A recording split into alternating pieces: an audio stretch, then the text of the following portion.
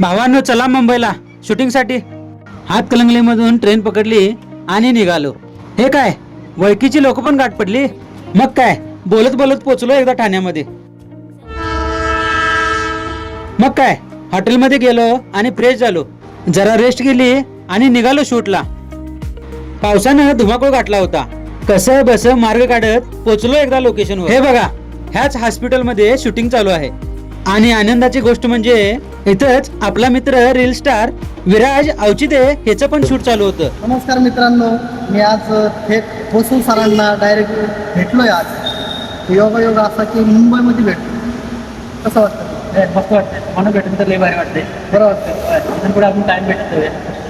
भेटायला मला काही हरकत नाही. मला सांगा हे खरं आहे का? नाही नाही खोटं आहे. खोटं ठेवतो. खोटं द्या ना पोरीला मला. ते आता नको. का बरं? इचलकरंजीला आल्यावर देतो.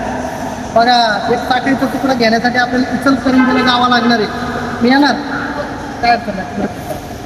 हा मासे खावा. मासे खा. मी शाकाहारी आहे तरी भावाला मासे खाऊ घाल. मासे. शूटिंग संपवलं आणि थोडीफार शॉपिंग केली. तेथे ओळखीची अभिनेत्री गाठ पडली. फोटो काढले, गप्पा गोष्टी केल्या आणि निघालो. रिटर्न निघालो होतो तेवढ्यात एका मित्राचा फोन आला. माझा मित्र अभि मला म्हणाला थांब भाऊ, 40 किलोमीटर लांबून मला भेटायला आला. एवढं भारी वाटलं, आनंद गगनात मावना. मित्र असावा तर असा. तर चला भेटूया पुढच्या पार्ट मध्ये.